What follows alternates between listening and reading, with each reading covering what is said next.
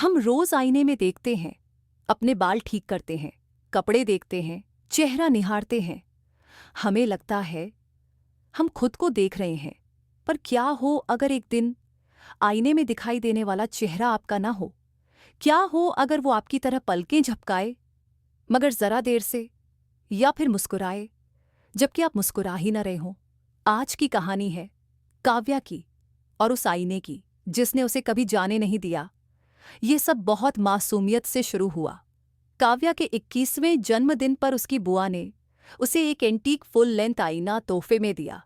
उसका फ्रेम लकड़ी का था, जिस पर पुराने नक्काशी के निशान थे, पर शीशा बिल्कुल साफ, जैसे उसमें कभी धूल पड़ी ही ना हो। बुआ मुस्कुराईं और बोलीं, "ये आईना हमारी पीढ़ियों से घर में है, अब ये तुम्हारा है।" काव्या ने आईने को अपने कमरे में रख दिया। वो बिस्तर के सामने दीवार से सटा हुआ था। रात में जब चांदनी आती तो उसे अपने चेहरे का हल्का सा प्रतिबिंब उसमें दिखाई देता। शुरू में उसे ये खूबसूरत लगा, लेकिन ये खूबसूरती ज्यादा देर नहीं चली। पहली अजीब घटना हफ्ते भर बाद हुई। काव्या आईने के सामने बाल संवार रही थी। उसने कंघी नीचे रख दी, पर आईने में उसका प्रतिबिंब अब भी बालों में कंघी कर रहा था। उसका दिल धक से रह गया। उसने पलकें झपकाईं, और जैसे ही फिर देखा, सब सामान्य था। उसने खुद को समझाया, शायद नींद की कमी है या आंखों का धोखा। लेकिन उस रात के बाद से उसने आईने को चादर से ढककर सोना शुरू कर दिया। एक शाम वो चादर डालना भूल गई। आधी रात उसे हल्की हल्की खटखटाने की आवाज सुनाई दी। उसकी नजर आईने पर गई। उसका प्रतिबिंब जाग रहा था और मुस्कुरा रहा था। वो उसकी मुस्कान नहीं थी, वो थी चौड़ी खिंची हुई अस्वाभाविक हंसी। उसने धीरे से हाथ उठाया और काव्या को हाथ हिलाकर इशारा किया। काव्या चीख पड़ी और चादर अपने सिर पर खींच ली। जब उसने दोबारा झांका तो उसका प्रतिबिंब फिर से सो रहा था, पर काव्या का मन जानता था वो आईना खाली नहीं है। दिन बीतते गए, प्रतिबिंब और हिम्मती हो गया।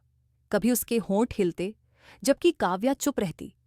कभी उसकी आंखें उसे तब तक देखती रहती जब तक वो कमरे से बाहर न निकल जाए।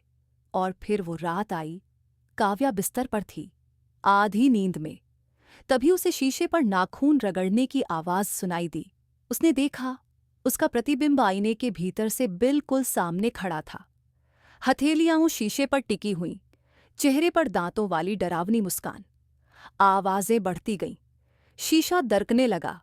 काव्या डर के मारे कमरे से बाहर भागी। उसने आईने को घसीटते हुए कमरे से निकाला, उस पर चादर डाली और उसे स्टोर रूम में बंद कर दिया। अगली सुबह उसने अपनी बुआ को सब बताया। बुआ का चेहरा पीला पड़ गया। उन्होंने कांपती आवाज में कहा, "मुझे इसे बहुत पहले ही तोड़ देना चाहिए था। ये आईना तुम्हें नहीं दिखाता, ये दिखाता है जो तुम्हारा बनना चाहता है।" दोनों जब स्टोर रूम में पहुंचे, आईना वहां नहीं था। हफ्ते गुजर गए। काव्या ने खुद को संभाल लिया, लेकिन एक रात जब वो फोन स्क्रॉल कर रही थी, उसने गलती से कैमरा खोल लिया और बैकग्राउंड में वो आईना खड़ा था, और उसमें उसका दूसरा रूप, वही चौड़ी मुस्कान के साथ इंतजार करता हुआ। काव्या का हाथ कांप गया। फोन गिर पड़ा। जब उसने उसे उठाया, आईना गायब था, लेकिन उस मुस्कान की याद उसके दिमाग में जल चुकी थी। और आज भी जब वो किसी आईने में ज्यादा देर तक देख लेती है, उसे लगता है वो प्रतिबिंब अब भी वही है। आईने हमें सच दिखाते हैं, लेकिन क्या हो अगर कभी-कभी वो झूठ बोले? क्या हो अगर हर बार जब आप उसमें देखते हैं, कोई और आपकी तरफ देख रहा हो? अगली बार जब आपका प्रतिबिंब जरा ज्यादा देर तक टिक जाए, तो मुस्कुराइए मत, क्योंकि जो मुस्कान लौट कर आएगी वो आपकी नहीं होगी,